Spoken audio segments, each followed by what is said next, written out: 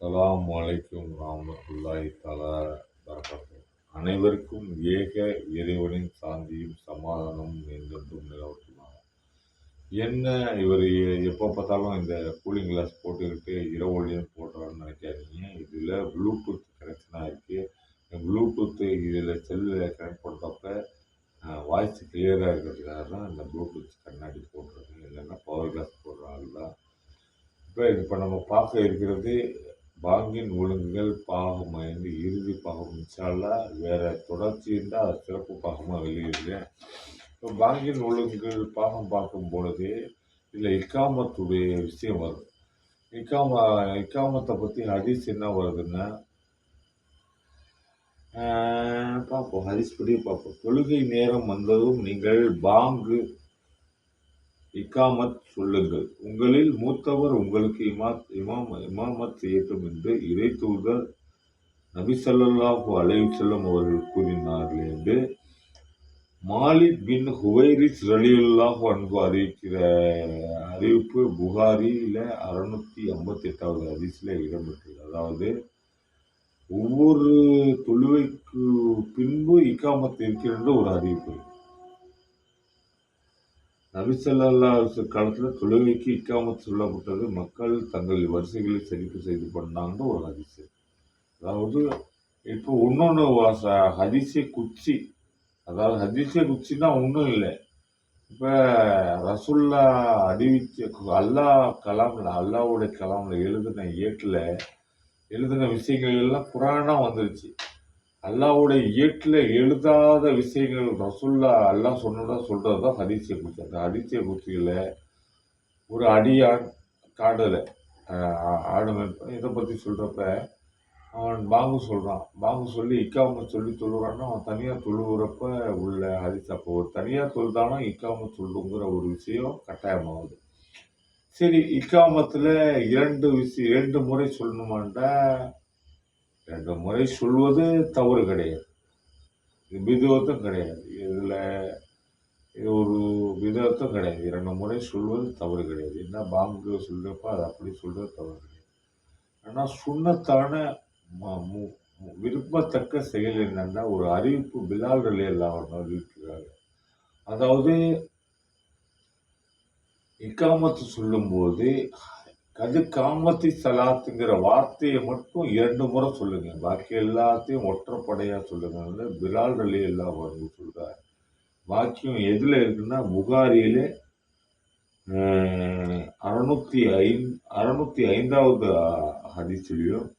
இது பிலால் ரலியல்லாஹு அன்ஹு கட்டளையிட்டாங்கிற விஷயத்தை அனஸ் ரலியல்லாஹு அன்ஹு அவர்கள் அறிவித்தார். பிலால் ரலியல்லாஹு கட்டளையிடுறாங்க. அதாவது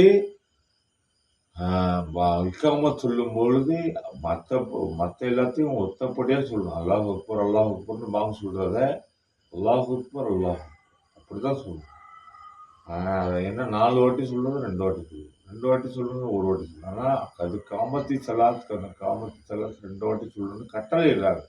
இது யார் அறிவிக்கிறாருன்னா அனஸ் ரலியல்லாஹு அன்ஹு அறிவிக்கிறாங்க. அதனால இந்த ஹதீஸ் புகாரில் 605வது ஹதீஸ் ஆகும், முஸ்லீம்ல 619 ஹதீஸாகவும் வராங்க. அதுமாரி என்னுடைய ஒரு தாழ்மையான கருத்து என்னாண்டா, நம்முடைய சகோதரர்கள் எல்லாரும் அஜித் பாங்க எல்லாரும் என்ன பண்ணுறாங்கன்னா, சில பேர் அவசரமாக வரப்ப ஒழு செய்யாமலேயே பாங்க சொல்லிடுறாங்க. ஒழு செய்யாமல் பாங்க சொன்னாலும் பாங்க கூடும். ஆனால் பாங்கு சொல்றப்ப சைத்தான் காட்டு பிரித்தவன் தான் போகிறான் அப்படிங்கிறப்ப மலக்குமார்கள் நம்மளிடம் சேருவாங்க. அப்போ மலக்குமார்கள் விரும்பத்தக்க விதமாக நம்ம இருக்கிறோம்னா பள்ளியாசல நுழையிறப்பயே உழு செஞ்சு கூடுமான வரைக்கும் உழு செஞ்சப்ப இருந்தால் ஒரு தீய சிந்தனைகள் வராது, மன அமைதியாக இருக்கும். ஒரு அருமையான ஒரு ஒரு இது இருக்கும், ஒரு அருமையான ஒரு நன்மையான ஒரு சாந்தமான மனது இருக்கும்.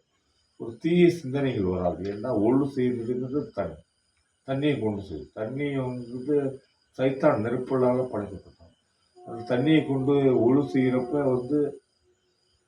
சைத்தானுக்கு ஒரு சாட்டையால் அடிச்ச மாதிரி. ஏன்னா நெருப்பை கொண்டு நெருப்பை அணைக்க முடியாது. தண்ணியை கொண்டு நெருப்பு அணைக்கலாம். அதனால ஒழு செய்கிறது ஒரு விரும்பத்தக்க செயல். அதேமாரி ஒரு ஹதீஸ்ல இருக்கு. ஒரு என்னுடைய அடியானுடைய ஆடைகள் ஹலாலா ஹராமா இருக்கு. அடியானுடைய உணவு ஹராமா இருக்கு.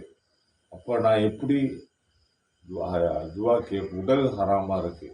ஹராமுன்னா தூய்மையற்றதா இருக்குங்கிறப்ப, நான் அப்போ எப்படி அவனுடைய துவாவ நான் கபூல் பண்ணுவேன் அப்படின்னு அல்லாஹ் தஆலா குர்ஆன் ஒரு ஹதீஸ்ல அ குர்ஆன் ஹதீஸ குறிச்சில கேட்கிறான். அப்ப நம்ம பாங்கு சொன்னோனே என்ன பண்ணுவோம்? ரசூலுல்லாஹ்வுக்கு ஸலவாத் சொல்லுவோம். அது ஒரு துவா. வசீலாங்கிற பதவி கேட்போம். அது ஒரு துவா. அப்ப நம்ம ஒரு ஒரு ஒரு தூய்மையா இருந்தா தானே நம்மளுடைய துவா கபூலாகும். அதனால முடிந்த அளவு 99.99% ஒழுவோட பாங்கு சொல்றதுக்கு முயற்சி செய்யும். அப்படி இல்லாத பட்சத்துல அவசர அவசரமா காலதாமதம் ஆயிடுச்சுன்னா, பாங்கு சொல்றப்ப ஒழு இல்லாம சொல்லிட்டு திருப்பி ஒழு செஞ்சுக்கலாம். அடுத்ததாக இந்த பாங்கின் ஒழுங்குகள் பாகம் இதோட நிறைவு பெறுது. இதோட நிறைய விஷயங்கள் இருந்தா என்கிட்ட தெரிவிக்காது. அதை ஒரு சிறப்பு பாகமா வெளியிடுறேன். அடுத்தது சாப்பாட்டின் ஒழுக்கங்கள் என்ற விஷயம் ஆரம்பமாகுது. அடுத்தடுத்த காணொளியில சாப்பாட்டின் ஒழுக்கங்களை பற்றி ஒரு நிறைய பகுதிகளை பார்ப்போம். என்ன சாப்பாட்டில் சாப்பிடுற முறையே தப்பா சாப்பிடுற சூழ்நிலை இருக்கு. அதனால சாப்பாட்டின் ஒழுங்குகளை பத்தி பேசிட்டு இன்ஷா அல்லாஹ் வரக்கூடிய ரமலான்ல தொழுகையின் சட்டங்களை பத்தி எனக்கு சேர்த்து பேச தெரியாது. தொழுகை சட்டங்கள் கடல்.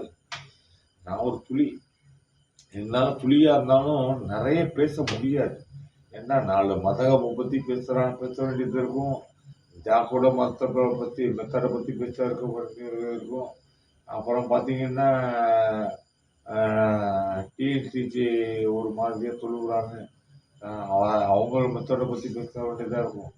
அதனால தொழுகையின் சட்டங்களை எனக்கு பழசி ஆராயறதுக்கு நேரம் இல்லை. தொழுகையின் சிறப்புகளை பத்தி இன்ஷா அல்லாஹ் நோன்புல தொடர் காணொலியா பார்க்கலாம். டெய்லி பார்க்கலாம். இன்ஷா அல்லாஹ் துவா செய்யுங்க. உங்களுக்கு இந்த வீடியோ பிடிச்சிருந்தா ஷேர் பண்ணுங்க, லைக் பண்ணுங்க, எங்க சேனலை சப்ஸ்கிரைப் பண்ணுங்க. எனக்கு இதுல காசு வந்துச்சுன்னா நான் அதை வச்சு நான் சம்பாதிக்க போறது.